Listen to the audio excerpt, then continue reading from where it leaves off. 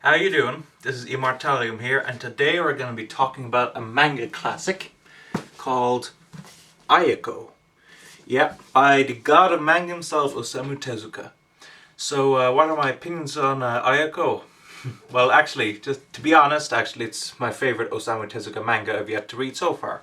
If you want to know what that's in compared to, well, you could watch my Otaku collection video to see that, but what I've read so far from Osamu Tezuka is first two volumes of Astro Boy, Moo, first volume of Blackjack, All the Princess Night, one sec now.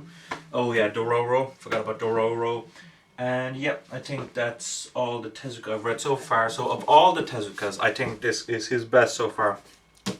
The story of Ayako is there's this Tenge family.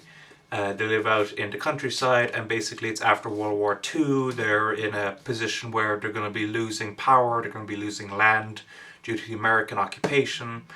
Ayako, which is the youngest daughter in the family, I think she's about 5 at the beginning of the story,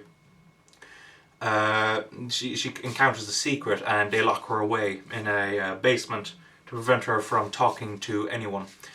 So, as you can see, and the story takes place over 25 years, incorporates many real events that happened in Japan. It's fantastic, the story. There's lots of twists, there's lots of turns. One thing though, I do want to mention is that there's very little humor in this. There is a bit, but it's not as much as the regular kind of Osamu Tezuka. So, if you have an issue with his style of humor, then this would be a good book to do. I personally love his style of humor, the kind of comedy bits he brings in every so often. Of course, Moo would have been very hard to read since it's so depressing if it wasn't for the comedy bits, but we're not talking about Moo, we're talking about Ayako. Ayako, actually, speaking of Moo, isn't as dark as... Ayako isn't as dark as Moo.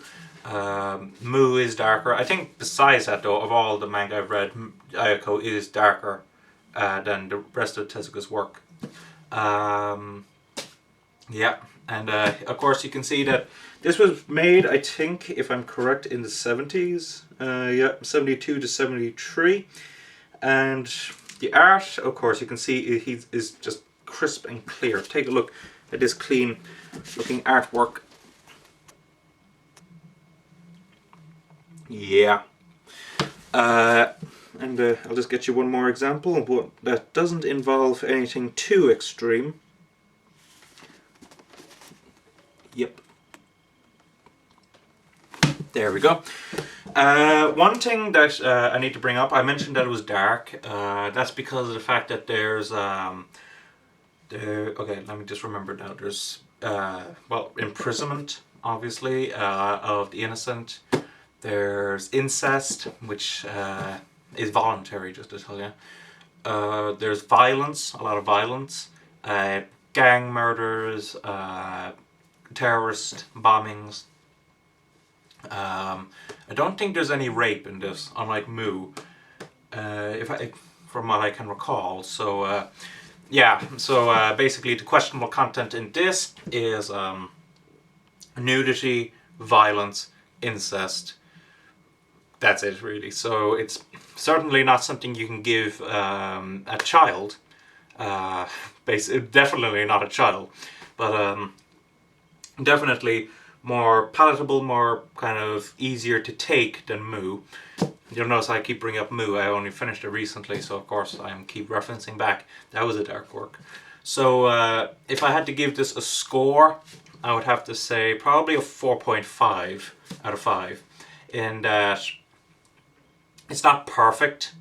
I mean, a bit of more humor would definitely have been appreciated, but besides that, it's a really, really, really good read. It's fantastic. Better bring up the publisher. This is done by, it says over here, Vertical.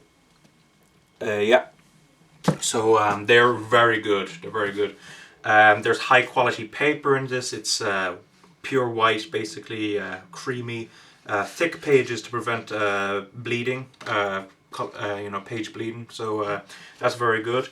It's in a hardcover edition that I have. I think it's still in print, the hardcover edition, but I think right now they've introduced a paperback version, and from when I last looked up Amazon.co.uk, it was about £2 cheaper to get the paperback than it was to get the hardcover. But the paper quality should still be the same, and you're not losing anything out, unlike the hardcover edition of Blackjack, where there's like a whole extra story. It's basically exact same content as the hardcover. So whether you want to get the hardcover or you want to get the paperback, you're getting the same fantastic story, but probably the same fantastic paper quality. So yeah, if I have to say, if you want to try to get into Tezuka, this is a tough kind of read to start, but it's, in my opinion, one of his best works. So I would definitely recommend this. So yeah.